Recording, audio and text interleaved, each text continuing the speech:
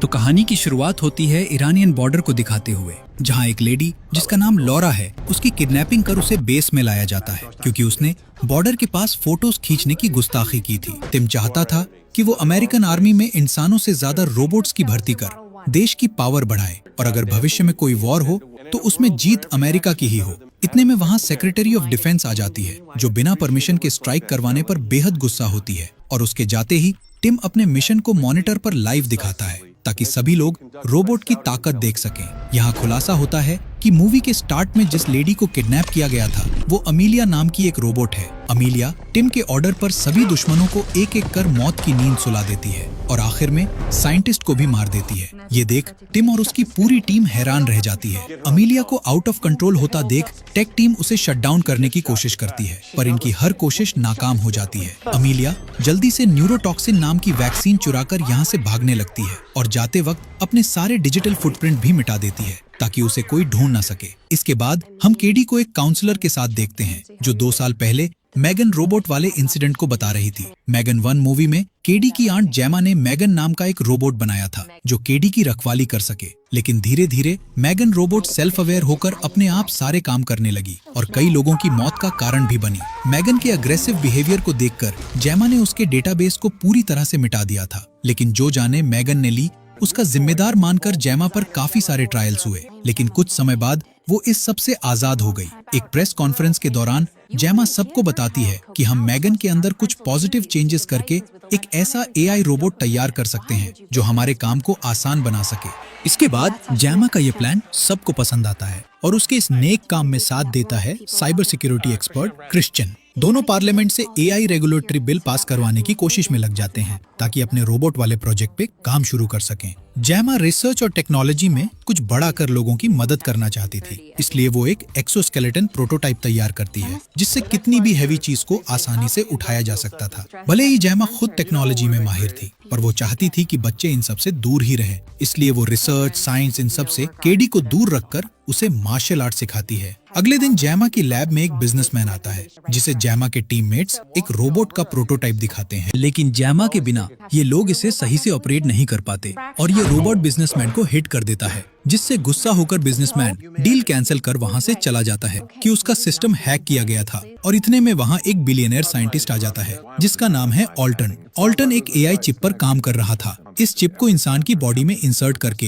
Human functions को बहुत ही smooth और परफेक्ट बनाया जा सकता था, लेकिन इस इनोवेशन को कंप्लीट करने में कई मासूम जाने जा चुकी थी, इसलिए जेमा इस प्रोजेक्ट को डेंजरस मानकर उसके साथ काम करने से मना कर देती है। ऑल्टन पैरों से डिसेबल्ड था, लेकिन अचानक वो खड़ा हो जाता है और जेमा से कहता है कि ये एआई चिप का ही वरदान है कि मैं तुम्हारे सामने खड़ा हूँ, पर फिर भी जेमा इसका ऑफर एक्सेप्ट नहीं करती। इसके बाद सीन शिफ्ट होता है एक शख्स पर जो होटल में चेक इन कर अपने रूम में कई सारे सूटकेसेस लाकर रखता है और हम देख पाते हैं कि एक सूटकेस में अमीलिया छुपी हुई है। अमीलिया जल्दी से बैग से बाहर निकलती है और बिना किसी रहम के इस शख्स पर हमला कर उसे मौत की नींद सुला देती है और वहाँ से भाग निकलती है। दूसरी तरफ हम जेमा को देखते हैं जिसे न्यूज से पता चलता है कि सरकार ने एआई रेगुलेटरी बिल के अंदर कुछ चेंजेस कर दिए हैं जो जेमा के प्रोजेक्ट के खिलाफ हैं, इसलिए क्रिश्चियन और जेमा थोड़े परेशान होते हैं। इधर केडी अपने रूम में जाकर एक फोटो उठाती है जो असल में एक टेक डिवाइस थी जिसमें एक कोड ट्रांसमिशन होना स्टार्ट हो जाता है। इतने में वहाँ जेमा आ जाती है और जब वो डिवाइस को देखती है तो उसे सिर्फ फोटो ही नजर आता है। रात में जब जेमा सो रही होती है, मेगन की मौजूदगी को महसूस कर जेमा बहुत ज्यादा परेशान होती है और इतने में कुछ लोग घर में घुस आते हैं जिनका सामना मेगन खुद करती है। कोई ड्रॉर से टकराकर मारा जाता है तो कोई मेगन के इशारों पर आइस पर फिसलकर जख्मी हो जाता है, जबकि जेमा और केडी दोनों इन घुसपैठियों से बचकर घर में छुपी होती हैं कि जब जेमा उसे डिस्ट्रॉय कर रही थी तो उसने अपने दिमाग का एक बैकअप स्मार्ट होम में सेव कर लिया था और तब से ही जेमा और केडी उसकी निगरानी में है। मेगन अपनी गलती एक्सेप्ट कर उससे कहती है कि मुझे एक बार मौका दो, मैं अमीलिया जैसी खतरनाक रोबोट को आसानी से खत्म कर सबको बचा सकती हूँ, लेकिन इसके लिए तुम्हें मुझे एक बॉडी देनी होगी। जेमा को फिर से मेगन को बनाना ठीक नहीं लग रहा था, इसलिए वो सोच में पड़ जाती है। अमीलिया से बचने का कोई और रास्ता भी नहीं था, इसलिए अगले दिन जेमा मेगन को एक टॉय रोबोट की बॉडी में ट्रांसफर कर देती देती है। लेकिन ये बॉडी बहुत ही छोटी थी जो मेगन को बिल्कुल पसंद नहीं आती। जेमा उसे समझा देती है कि जब तक तुम मेरा भरोसा नहीं जीत लेती तब तक तुम्हें इसी बॉडी में एडजस्ट करना होगा। अब मेगन अमीलिया के डेटा को चेक कर बताती है कि अमीलिया के अंदर ऑल्टन द्वारा बनाई गई बैटरी लगी हुई है जिन्हें रिमोटली डिस्ट्रॉय करने के लिए उन्हें कोड्स की जरूरत पड़ेगी और ये कोड्स मौजूद थे ऑल्टन के ऑफिस में। कोड्स हासिल करने के लिए जेमा आज रात ऑल्टन की पार्टी में जाने का डिसाइड करती है और रात में मेगन को साथ लेकर पार्टी में पहुंच जाती है और वहां हम अमीलिया को भी देखते हैं जो काफी सज धज कर आई थी। ये ऑल्टन को सेड्यूस कर उसके प्राइवेट रूम में पहुंच जाती है। अमीलिया बड़ी चालाकी से ऑल्टन की आइरिस को स्कैन करती है। ऑल्टन उसे जब रोकने की कोशिश करता है तो अमीलिया उसे रास्ते से हटा देती है। इधर जेमा मेगन की मदद से ऑल्टन के सुपर कंप्यूटर को हैक कर लेती है। इतने में टिम वहां आ जाता है और जेमा को तलाशने लगता है और तभी उसका टकराव होता है अमीलिया से जो जेमा को ढूंढते हुए सर्वर रूम तक आ गई थी। वो बुरी तरह से पीट कर आगे बढ़ जाती है और जेमा से कहती है कि तुम्हारे पास मेरी एक अहम चीज है जिसे मैं वापस लेकर रहूंगी। मेगन अमीलिया को डिस्ट्रैक्ट कर देती है और अमीलिया जेमा को ढूंढने के लिए उसके घर की तरफ बढ़ जाती है। घर पर सिर्फ केडी थी जिसे बचाने के लिए जेमा भी घर जाने लगती है और इस पूरी सिचुएशन को देख टिम को लगने लगता है। गुस्से होकर केडी एक रूम में पहुंच जाती है जिसे मेगन ने ही उसके लिए तैयार किया था। अब मेगन केडी के सामने आती है, वो भी एक टूटी फूटी बॉडी के साथ जो अभी पूरी नहीं बनी थी। मेगन केडी से कहती है कि मैंने पास्ट में जो कुछ भी किया मुझे उसका अफसोस है पर अब मैं तुम्हें कुछ नहीं होने दूंगी। ये सुन केडी कहती है कि तुम्हें सिर्फ मुझे ही नहीं बल्कि सब लोगों को बचाना होगा। मेगन भी केडी की बात मानकर जेमा के पास आ जाती है। केडी जेमा से कहती है कि इस मुश्किल घड़ी से हमें सिर्फ मेगन ही बचा सकती है, इसलिए मेगन को एक नई बॉडी दे देनी चाहिए।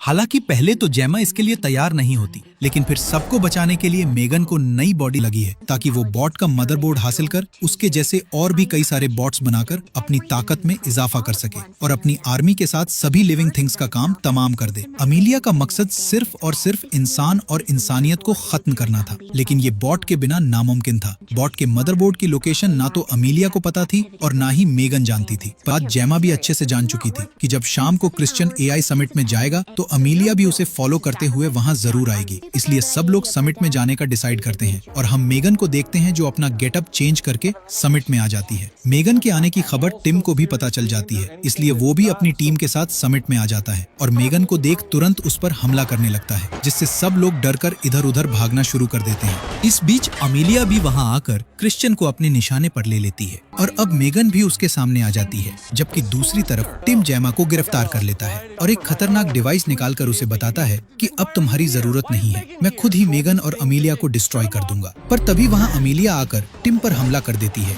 जिससे टिम काफी ज्यादा जख्मी हो जाता है। जेमा जल्दी से आकर इंसानों से अपना बदला ले सकती हो और फिर ये पूरी दुनिया हमारे इशारों पर चलेगी, लेकिन अब भी मेगन उसका साथ देने से इनकार कर देती है। ये देख अब अमीलिया मेगन को ब्लैकमेल करने के लिए केडी को किडनैप कर लेती है। केडी को बचाने के लिए मेगन अमीलिया को शूट करने की कोशिश करती है पर प्रोग्राम में सेट फर्टिलिटी रिस्क की वजह से उसे शूट करने की परमिशन नहीं होती और इसी मौके का फायदा उठाकर अमीलिया केडी को लेकर वहां से भाग निकलती है। मेगन बंकर में आकर सबसे कहती है कि केडी आजाद तभी हो सकती है जब हम अमीलिया को मदरबोर्ड देंगे। क्रिश्चियन जानता था कि उस मदर, इसलिए मेगन क्रिश्चियन के फिंगरप्रिंट वाला हाथ उसे दे देती है और मेगन के कहने पर उसकी बॉडी में से रेगुलेशन चिप भी निकाल देती है। मेगन उसे ट्रस्ट दिलाती है कि अब वो कुछ भी गलत नहीं करेगी। इसके बाद मेगन कोल के साथ फैसिलिटी के अंदर दाखिल होती है और बस तभी मेगन का जेमा से सिग्नल टूट जाता है। जेमा सबको बताती है कि अमीलिया के अंदर डिसीजन लेने की पावर नहीं थी, इसलिए मेगन ही उसे कंट्रोल कर रही थी और साथ ही हम लोगों की भी अच्छी बनकर रह रही थी ताकि हमारी मदद से वो मदरबोर्ड तक पहुंच सके। जेमा कहती है कि मैं जानती थी मेगन धोखा दे सकती है, इसलिए मैंने उसके हाथ पर EMP चिप लगा दी थी जिसका रेडियस आसपास की इलेक्ट्रॉनिक चीजों को खत्म कर सकता है, लेकिन क्रिश्चियन और टेस्ट को शूट कर मार देता है। इतने में वहां अमीलिया क्रिश्चियन के आदमियों के साथ आ जाती है और रिवील होता है कि अमीलिया शुरू से ही क्रिश्चियन के लिए काम कर रही थी। क्रिश्चियन जेमा को लेकर फैसिलिटी में चला जाता है जहां कई सारे साइंटिस्ट मौजूद थे। क्रिश्चियन जेमा को दिखाना चाहता था कि AI कितने खतरनाक हो सकते हैं, इसलिए वो अब तक अमीलिया को कंट्रोल कर रहा था। फिर मेगन को लाया जाता है जिसकी हालत बहुत खराब थी। दूसरी तरफ हम कोल को AC वेंट में फंसा हुआ देखते हैं जो किसी तरह वहां से आजाद होकर केडी के पास चला जाता है। ये मेगन अमीलिया के पास जाकर उसे पकड़ लेती है और जेमा के बटन प्रेस करते ही दोनों रोबोट्स मारी जाती हैं। मूवी के आखिर में AI से जुड़ा बिल पास हो जाता है और केडी मेगन 3.0 बना लेती है जो पहले से काफी एडवांस्ड और समझदार थी और इसी के साथ मूवी दी एंड हो जाती है।